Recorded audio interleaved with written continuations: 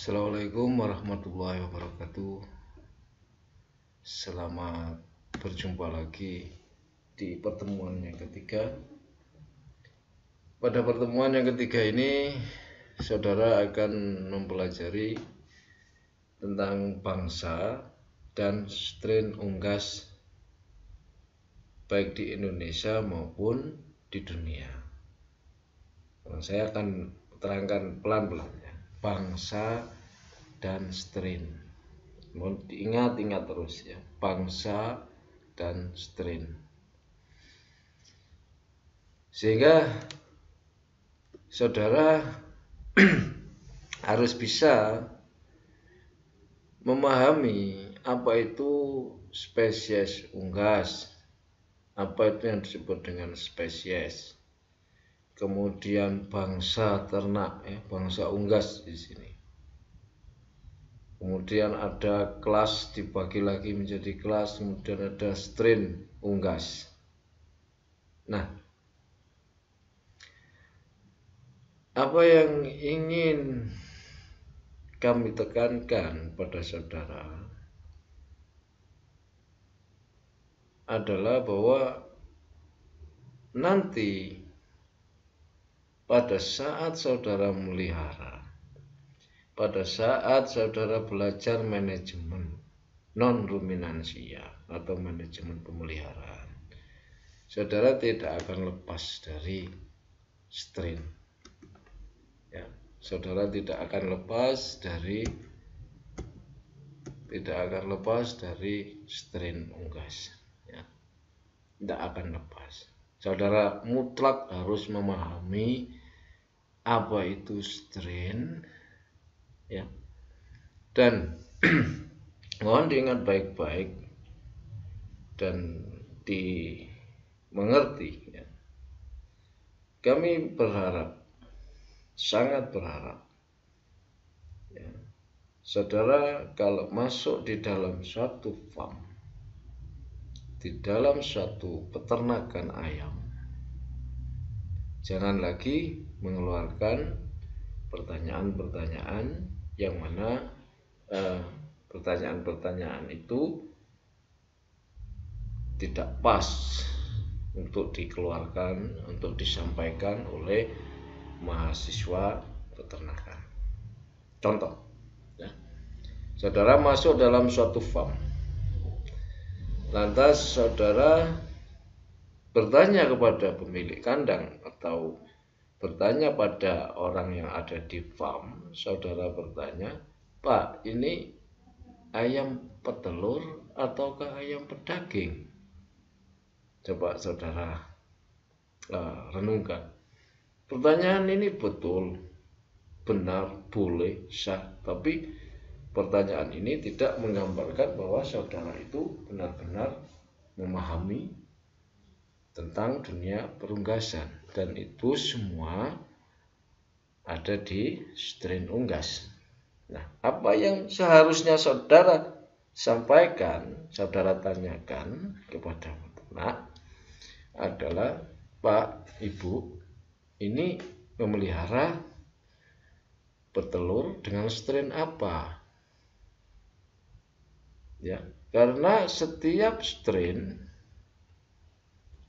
itu memiliki performa, memiliki karakter, memiliki teknik pemeliharaan yang tidak sama di antara satu strain dengan strain lainnya. Nah, kebetulan di Indonesia strain untuk petelur semuanya coklat. Semuanya coklat. Baik itu ISA. Makanya ISA brown. Lohman pun Lohman brown. Ada yang paling baru itu Novogen brown. Ada Highsec, ada Highline, ya. Banyak sekali strain petelur yang nanti kita akan bahas detail di slide selanjutnya. Tapi ini pengantar saya, ya. Kenapa saudara harus mempelajari tentang bangsa? Kenapa harus mempelajari spesies unggas? Kenapa saudara harus mempelajari kelas? Endingnya adalah strain unggas. Karena begini saudara, saudara tidak akan bisa memahami strain unggas karena strain unggas kalau tidak mempelajari tentang spesies. Apa itu spesies? Apa itu bangsa-bangsa unggas? Apa itu kelas unggas? Karena strain unggas ini dibentuk dari pemahaman spesies bangsa, terutama dari bangsa, dibentuk dari bangsa. Dari bangsa itu dimurnikan, maka breeder itu memiliki yang namanya great grandparent stock atau memiliki pure breed, pure line, pure breed. Breed itu bangsa, ya, bangsa. Oke. Kalau saudara tidak memahami keterangan saya, saudara bisa hentikan, saudara putar balik. Mengapa saudara mempelajari spesies, mengapa saudara mempelajari bangsa, dan mengapa saudara harus tahu tentang strain unggas. Itu dulu saudara pahami. Saudara putar berkali-kali, harapan saya apa, tujuan saya apa, mengajar saudara di sini apa manfaatnya, ya. Oke. Nah, sekarang kita sekarang kan saya jelaskan spesies. Spesies itu urutan terendah, urutan terkecil dari taksonomi. Kalau di Animalia itu yang dari kingdom. Ada kelasnya kelas Aves, ordo, dan yang paling rendah itu adalah spesies. Spesies untuk ayam galus-galus sebagai contoh, ya. Sebagai contoh bisa saya sampaikan bahwa spesies salah satu spesies pada ayam itu adalah galus-galus. Nanti kita akan bicarakan lebih lengkap di slide yang akan datang. Nah, spesies itu bukanlah ukuran, bukanlah tingkatan yang paling rendah di dalam taksonomi, ya. Di dalam pengelompokan ternak, spesies itu bukanlah tingkatan yang paling rendah, karena di bawah spesies itu kita bisa masih mengelompokkan dalam bentuk bangsa, ya. Dalam bentuk bangsa, kemudian kita bisa mengelompokkan di antara bangsa-bangsa itu ada kesamaan, sehingga kita bisa mengumpulkan dalam satu kelas. Nah, tolong kembali ke spesies unggas. Yang dikatakan satu spesies itu harus dapat saling membuahi satu sama lain di dalam spesies itu. Ya, ini syarat mutlak. Saya contohkan begini. Tolong saudara pahami, ya. Saya contohkan itik sama entok, ya. Itik packing berwarna putih, entok kita juga berwarna putih. Tetapi entok itu memiliki spesies sendiri. Itik pun juga memiliki spesies sendiri. Yang satu Cairina mustaka, yang satunya Muscovy, ya. Nah, kalau kita silangkan dua spesies, kita kawinkan antara itik dan entok, maka akan menghasilkan keturunan, tapi berhenti di satu generasi. Artinya apa? Bahwa perkawinan antar spesies itu tidak bisa kita lakukan. Atau lebih sederhananya bahwa ternak itu kita kelompokkan dalam satu spesies yang sama. Syaratnya adalah satu, harus mampu melakukan perkawinan dan menghasilkan keturunan, ya. Harus bisa melakukan regenerasi. Itik dan entok itu spesiesnya tidak sama. Kalau kita paksakan, maka hanya ada satu generasi saja, maka itik dan entok itu harus terpisah. Itik punya spesies sendiri, entok punya spesies sendiri. Oke.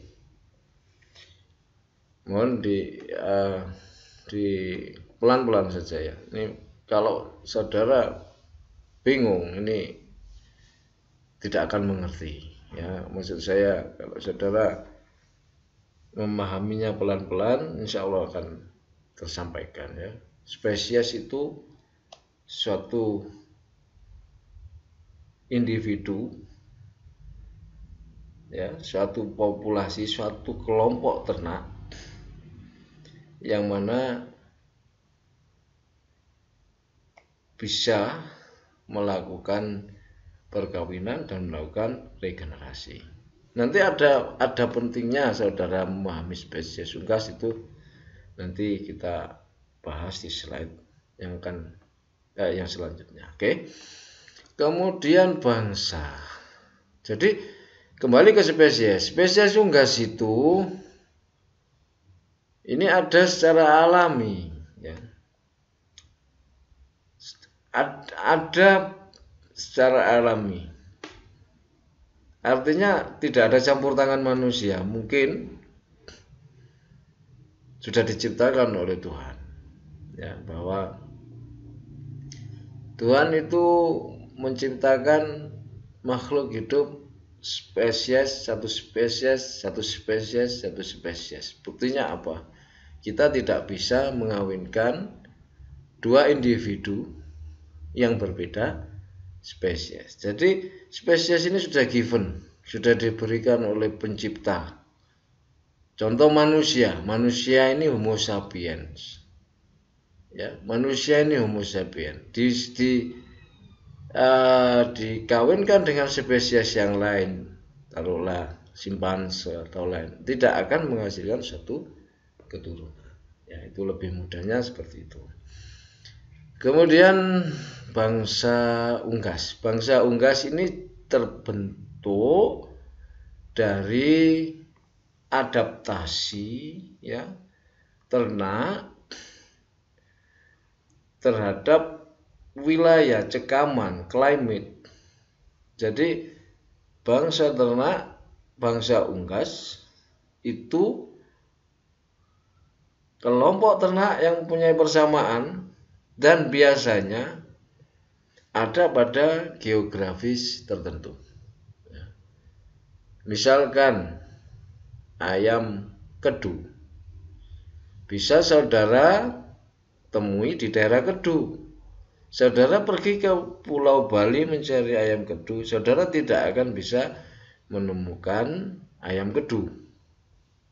Demikian juga ayam Bali yang tidak memiliki bulu ya di lehernya. Saudara mencari di daerah Sumatera, saudara nggak bakalan menemukan.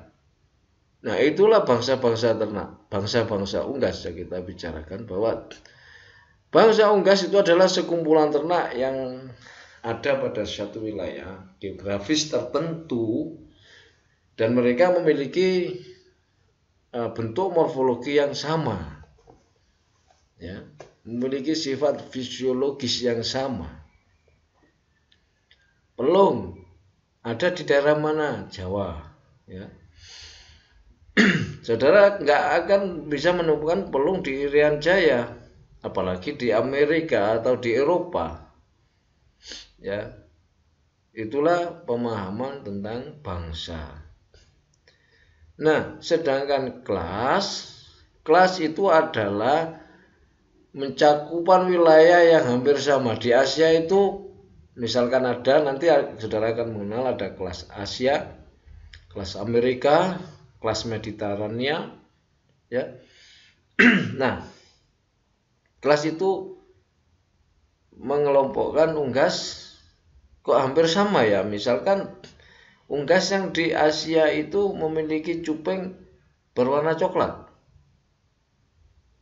dan menghasilkan telur yang berwarna coklat pula. Sementara yang di Mediterranean itu berjubeng putih. Nah, orang mengelompokkan lagi, berarti ada kelas yang ini, ada kelas Asia, ada kelas Amerika, Mediterranean, Eropa. Nah, inilah materi kita. Ya, yang pertama saudara harus tahu apa itu spesies unggas. Ya, spesies itu kelompok ternak yang syaratnya harus mampu kawin, dan dari hasil perkawinan itu harus mampu meneruskan keturunan. Ya. Dari spesies itu maka di wilayah-wilayah tertentu, di satu wilayah, di area tertentu, maka ada sekelompok ternak yang memiliki bentuk yang sama. Indonesia memiliki banyak sekali bangsa unggas. Ya, bangsa unggas di dunia itu ratusan, bahkan ribuan. Ada yang sudah dikenali, ada yang tidak dikenali, ada yang sudah tertulis, ada yang belum tertulis. Nah, untuk strain unggas itu ini beda. Strain unggas itu rekayasa. Artinya apa? Manusia mempunyai tujuan. Untuk mencapai tujuan itu, maka manusia melakukan satu trik, satu upaya. Contohnya begini. Di dunia ini ada bangsa-bangsa. Bangsa-bangsa unggas itu memiliki penampilan yang gak sama. Baik itu ada yang besar, ada yang kecil. Ada bangsa unggas itu yang suka bertelur, ada yang sedikit bertelur karena memiliki sifat mengeram. Maka manusia mikir, gimana ya caranya kita bikin ayam itu yang cepat pertumbuhannya sehingga bisa dipanen dengan waktu yang singkat. Oke. Dan manusia juga mikir, kalau mengandalkan di alam kita ini, ayam petelur ini kok mengeram. Tidak mungkin kalau mengeram itu telurnya cuma sedikit, dalam setahun cuma 60 butir. Penduduk dunia semakin bertambah, bagaimana kita bisa memenuhinya? Maka manusia berpikir menciptakan satu hasil persilangan yang mampu bertelur setiap hari dan mampu membuat atau menciptakan satu ayam yang bisa dipanen dalam waktu yang singkat. Dan itu tercapai dan itu terbukti. Contohnya pedaging broiler, dalam waktu 31 hari sudah bisa dipanen. Di tahun 2000 pedaging itu dipanen di umur 40 hari, 45, 46 hari itu baru dipanen. Semakin maju, semakin cepat. Ya, semakin cepat. Oke. Kita lanjut ke slide berikutnya. Nah, spesies pada ayam itu sudah saya terangkan bahwa syarat dari satu spesies adalah bisa dikawinkan dan mampu menghasilkan keturunan dan mampu beregenerasi. Oke. Maka pemahaman spesies pada ayam ini sangat penting bagi saudara yang ingin tahu asal-usul bangsa ayam. Ayam-ayam yang dipelihara ini yang melahirkan bangsa-bangsa ayam itu dari mana nenek moyangnya? Dari bangsa-bangsa ayam itu orang berusaha menciptakan satu strain ayam. Ya. Ciptakan strain ayam. Nah, gila mikir. Contohnya begini, manusia. Manusia itu ada orang Asia, ya. Ada orang Eropa, ada orang Afrika, tapi kan ya tetap manusia. Cuma beda apa? Beda bangsa.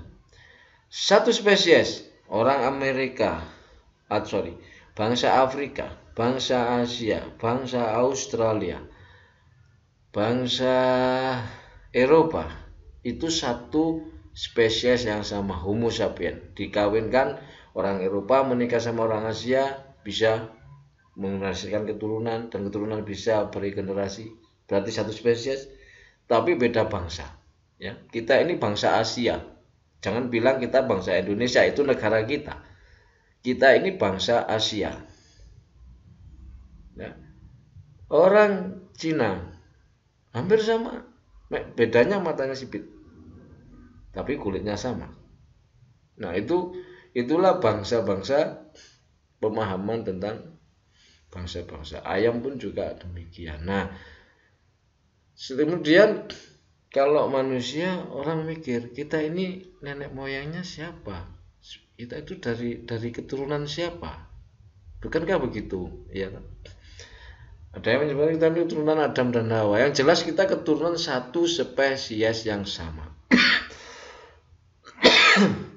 Ya, itulah kembali ke slide awal. Di awal tadi saya terangkan bahwa Tuhan itu menciptakan makhluk hidup itu satu spesies, berpasangan dalam spesies yang sama. Dalam spesies yang sama itu maka menyebar keturunannya di belahan bumi yang berbeda. Mereka mempunyai physical appearance atau penampakan fisik yang berbeda, tetapi satu spesies. Orang Afrika hitam tinggi, tapi ini juga manusia. Ya. Kemudian orang Asia pendek-pendek, berkulit coklat, tapi tetap juga manusia. Nah, untuk di Unggas ini menurut saya penting dan tidak penting ya. Saudara boleh mempelajari ini, boleh sekedar tahu ya, bahwa di alam itu kita memiliki 4 spesies ayam. Bingung. Kalau manusia cuma satu spesies, Homo sapiens. Ya, tapi kalau di ayam itu ada 4. Ada Gallus red jungle fowl, Gallus sonred, semua Gallus, ya, Gallus varius, ada Gallus lafayette.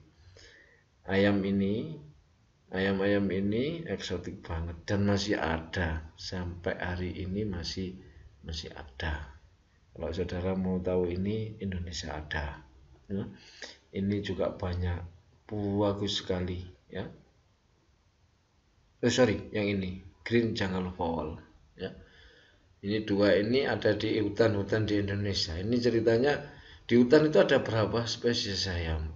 Ada 4. Nah, ini menurut saya masih belum clear ya, fata morgana ya. Fata morgana. Apakah ayam-ayam, bangsa-bangsa ayam kayak kedu ya, ayam pelung, ayam Bali, nunukan, itu apakah dihasilkan atau keturunannya ayam-ayam ini? Saya pribadi tidak bisa memahami, tidak bisa mempercayai, karena ayam-ayam ini masih ada, tidak punah. Ayam-ayam ini tidak punah. Apakah ayam-ayam kita beda spesies, ataukah ayam kita itu memang keturunan dari yang red jungle fowl ya? Karena banyak ahli, banyak saintis yang mengatakan bahwa ayam-ayam yang dihasilkan, ayam-ayam yang ada pada saat ini itu semua keturunan Gallus atau red jungle fowl. Oke. Oleh karena itu maka muncullah 2 teori. Yang pertama adalah monofiletik, yang kedua polifiletik ya. Monofiletik mengatakan bahwa ayam-ayam, bangsa-bangsa ayam yang ada itu diturunkan dari Gallus. Sedangkan polifiletik menyangkal, tidak mungkin. Ayam-ayam yang ada itu bisa jadi diturunkan dari 2 spesies, 3 bahkan 4 spesies ini. Nah, oke.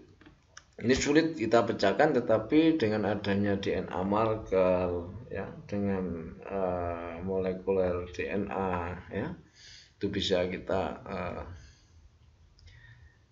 ketahui. Nah, kalau saudara nanti mempelajari tentang biologi molekuler, Anda membutuhkan ini ya. Tetapi kalau saudara ingin tahu sekedar memahami, mengetahui ada dua teori yang mana yang betul, dua-duanya saya tidak yakin. Saya pribadi tidak yakin mana yang betul antara mono atau polipletik, tidak yakin ya. Nah, itu harus dipecahkan, harus diteliti di tingkat profiling DNA marker dan lain sebagainya, gene bank itu sudah lengkap, ada databasesnya, itu bisa menjawab semua itu.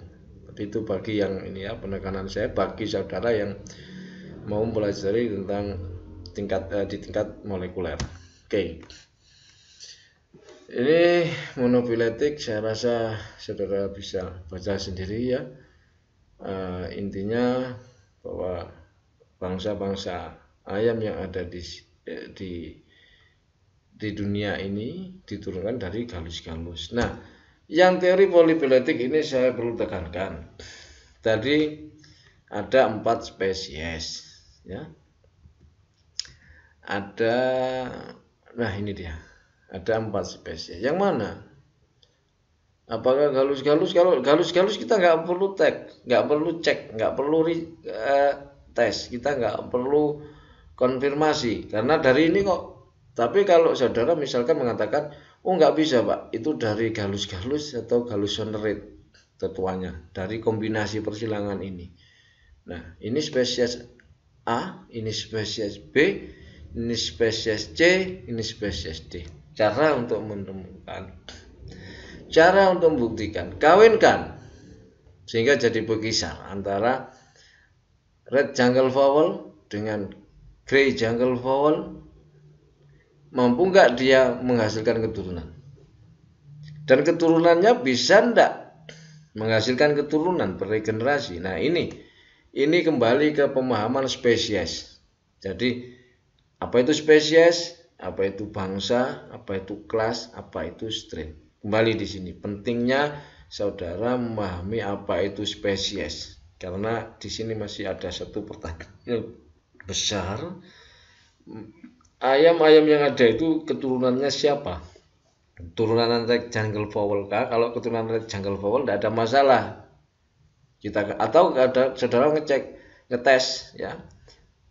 Saudara ambil ayam kita, taruhlah ayam Bali atau pelung, saudara kawinkan dengan red jungle fowl. Mampu enggak menghasilkan keturunan?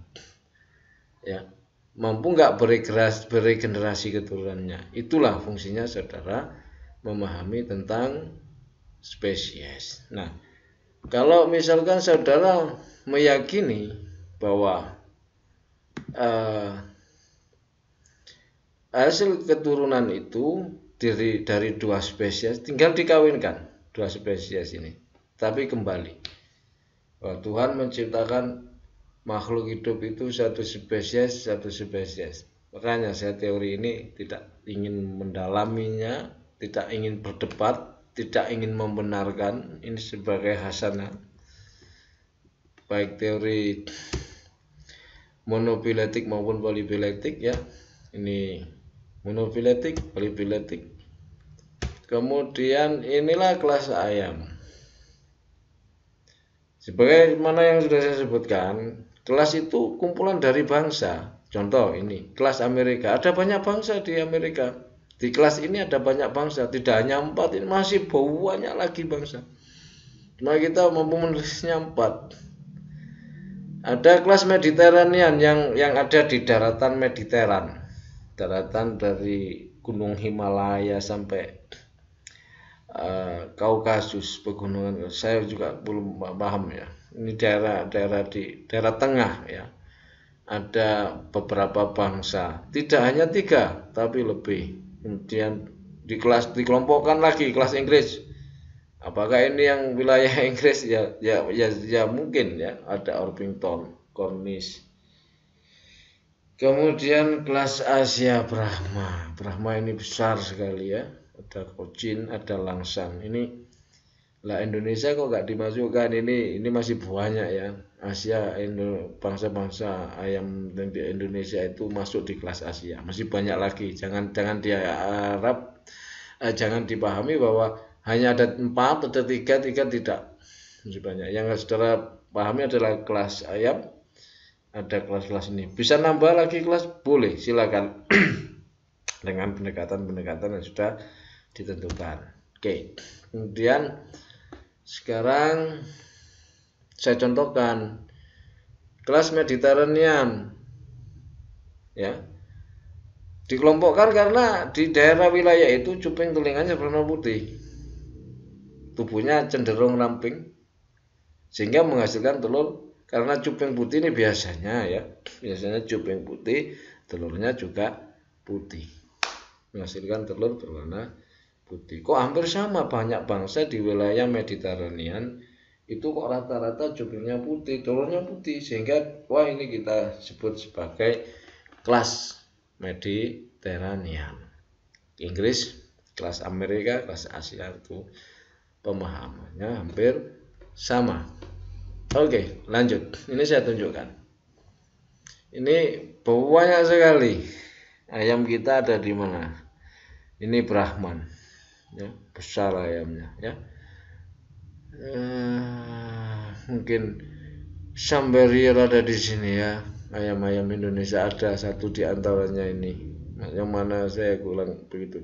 Ini hanya sebagai contoh gambaran bahwa di dunia ini terbentuklah bangsa-bangsa ayam yang berbeda antara bangsa satu dengan bangsa yang lain. Karena wilayah hidupnya, tempat tinggalnya itu tidak sama di wilayah geografis yang berbeda-beda. Itu. Nah, jadi spesies itu apa? Saya ulang-ulang, ya. Spesies itu kelompok ternak yang bisa dikawinkan dan mampu beregenerasi. Dari spesies itu maka lahirlah bangsa-bangsa. Bangsa-bangsa sapi, bangsa-bangsa kambing sama, ya. Jadi pemahaman spesies bangsa itu di komoditi ternak yang lain sama. Cuma di unggas itu ada strain. Di komoditi yang lain saya tidak yakin ada strain, karena unik bagaimana strain itu diciptakan. Nanti ada di slide yang selanjutnya di bawah mungkin, ya. Kemudian ini saya tampilkan juga bangsa-bangsa ayam yang ada di Indonesia. Ini penting saudara ketahui bahwa ini adalah kekayaan hayati yang kita miliki. Ayam-ayam ini eksotik, ya. Jangan hanya mengenal broiler layer. Broiler layer itu bukan bangsa, tapi broiler dan layer itu adalah satu strain yang diturunkan dari bangsa-bangsa ayam. Bisa jadi bangsa-bangsa ayam kita ini darahnya ada di broiler, bisa jadi ada di layer, ya. Yang jelas memang kita akui bahwa bangsa-bangsa ayam yang ada di Indonesia itu sifat mengeramnya sangat tinggi. Kedua ini sudah mulai sedikit, ya, sifat mengeramnya dibandingkan dengan ini. Bali, Sumatera, Ciparage, Banten, Tolaki, ini Madura, ini rupanya dari Bangkalan, ya. Ini kita juga punya ayam, bangsa-bangsa ayam. Tidak sedikit, banyak, ya. Ada ayam Ketawa itu saya nggak tahu. Ayam Ketawa itu satu breed yang kita miliki, kekayaan hayati kita atau bukan, saya belum begitu memahami, ya. Tapi banyak penulis yang mengatakan bahwa itu adalah breed yang kita miliki, itu adalah bangsa yang kita miliki. Oke. Kemudian saya contohkan di sini, saya ambilkan contoh-contoh kelas beserta bangsa-bangsa yang ada di dalamnya, ya. Tadi sudah ada, ya. Ini saya contohkan lagi beserta gambar, ya. Amerika itu Plymouth Rock, ini cikal bakal yang jadi petelur. White Plymouth Rock ini cikal bakal yang jadi petelur dan juga sebagai pedaging ini. Kemudian Mediterranean ada Ancona, ya. Ini sifat mengeramnya sangat ini, ya. Cuping ini kalau saudara perhatikan, kalau kita zoom, saya yakin cupingnya ini putih. Telurnya juga berwarna putih kelabangnya ya. Oke, nah sekarang strain. Sudah saya jelaskan di awal, ini saya ulang lagi, tidak apa-apa ya. Ayam strain itu adalah hasil seleksi suatu breeding untuk tujuan tertentu. Nah, tujuannya jelas untuk berdaging atau untuk bertelur ya. Sehingga ayam-ayam itu tentunya memiliki nilai ekonomis yang tinggi ya, di mana sifat seleksi tersebut harus dapat diteruskan pada generasi berikutnya dan stop di final stop ya. Ini ada catatan dari saya bahwa strain itu tidak terbentuk secara alami, melainkan hasil usaha manusia, hasil rekayasa ya. Berbeda dengan spesies, bangsa, dan kelas yang terbentuk secara alami. Ya, saya yakin sekarang saudara sudah tahu strain ayam itu apa. Ya, kalau masuk di kandang petelur, tolong jangan tanya, Pak, ini ayam petelur atau pedaging. Sudah ditertawakan orang saudara. Ya, Pak, ini strain petelur apa? Ya, kok Isa brown tapi kok agak hitam, Pak? Coklat gelap, apa ini bukan Lohmann Brown. Nah, itu ya. Nah, kemudian kalau saudara sudah tahu, misalkan begini, saudara masuk di suatu farm, di mana farm itu adalah farm petelur dengan strain Isa Brown. Maka yang harus saudara lakukan adalah browsing di internet bagaimana pemeliharaan strain Isa Brown. Inilah pentingnya saudara memahami suatu strain, yaitu manakala saudara masuk di dalam suatu farm, saudara PKL di Java Confit. Masuk di dalam Java Confit itu jangan dengan pikiran yang kosong. Saudara harus tahu Java Confit itu memelihara strain apa. Sekarang saudara tahu bahwa Java Confit itu memelihara broiler dengan strain COB. Maka saudara harus cepat melakukan browsing di internet. Strain COB itu bagaimana, diciptakan siapa, company-nya siapa. Saya tekankan di sini ya, saya tekankan. Java Confit itu breeding farm, Jalon Pokpan breeding farm, Ponokoyo juga breeding farm. Mereka itu bukan pemilik strain, mereka itu bukan real breeder ya. Yang dilakukan oleh breeding farm di Indonesia itu adalah impor. Mereka adalah importer. Mereka bisa jadi impor grand parent stock atau mereka impor parent stock ya. Jadi breeder yang di Indonesia itu bukanlah real breeder, mereka importer. Mereka ngambil dari produsennya, contohnya Isa Brown, Highline itu diproduksi oleh Hendrik Genetik ya. Kemudian Lohmann Brown diproduksi oleh Lohmann, perusahaan dengan nama Lohmann ya. Nah, sehingga kalau saudara bekerja di Jalon Pokpan di breeding farm, saudara itu bukan memelihara ayam induk yang aslinya. Saudara itu melihara pada tingkatan parent stock ataukah grand parent stock, nanti kita tunjukkan ya. Oke. Sehingga jelas strain ayam itu ada dua.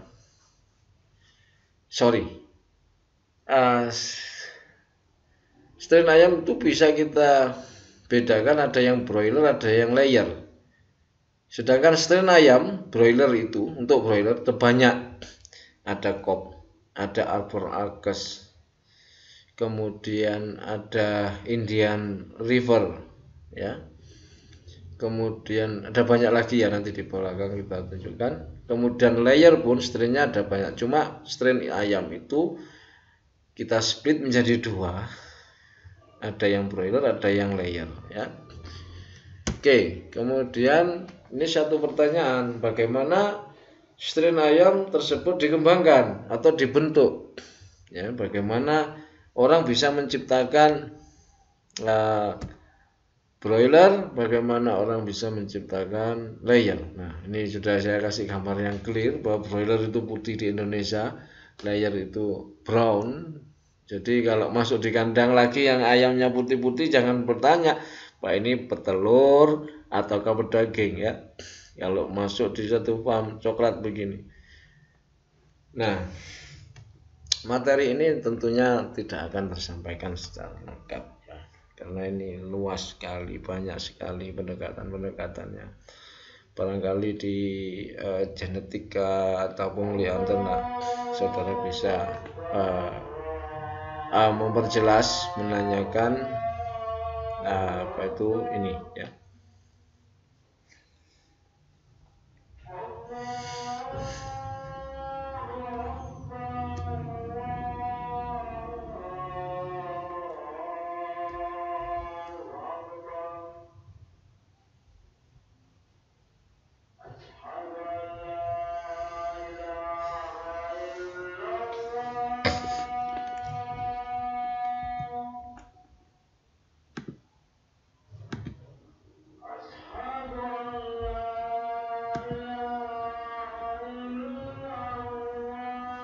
Kita break sebentar, ada azan ya, kita lanjutkan. Oke.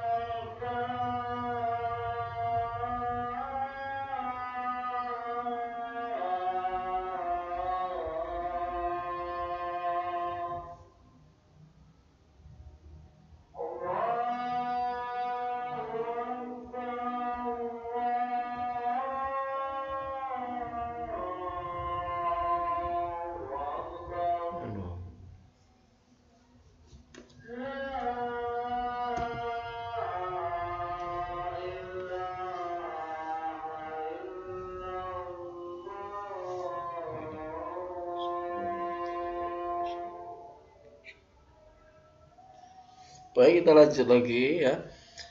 Strain itu diceritakan dengan dua metode, tapi dua metode ini tidak terpisah ya, saling melengkapi. Metode konvensional yaitu perkawinan, seleksi, perkawinan, seleksi, perkawinan, seleksi. Sedangkan teknologi yang terbarukan itu menggunakan DNA marker. Ada SNP, ada quantitative traits locus ya. Kita di mappingkan, di kelompok-kelompokkan, dipetakan ya, dipetakan berdasarkan DNA marker. Oke. Ini caranya. Yang pasti untuk membentuk purebred itu digunakan metode persilangan yang kita kenal dengan inbreeding. Dari purebred yang kita miliki, kita lakukan perkawinan dengan crossbreeding. Yang dua ini saya tidak yakin apakah kita pakai atau tidak. Ini mari kita lihat di sini ya. Suatu breeder ya. Langkah yang ditempuh adalah membuat satu purebred dari suatu bangsa A. Kemudian bangsa B, ada bangsa C, ada bangsa D. Breed tersebut dimurnikan. Dimurnikan apanya? Dimurnikan sifat-sifatnya. Karena kita ingin sifat-sifat itu akan diwariskan pada generasi selanjutnya. Coba kita lihat di sini ada, ini bukan GPS, nah ini ada tulisan disebut great grandparent stock. Ini pure line, ini great grandparent stock. Maka lahirlah keturunan ya dengan ini biasanya 4, sehingga ada A dengan C atau A dengan B ya, C dengan D, ini salah, ini harusnya ada di sini ya. Maka lahirlah satu generasi yang di sini kita sebut dengan great grandparent stock. Nah, ini sorry tidak begitu jelas ya. Ini yang kita sebutkan dari pure line, breed A, ada breed B, ada breed C, ada dari bangsa D. Jadi ini bangsa-bangsa yang sudah dimurnikan.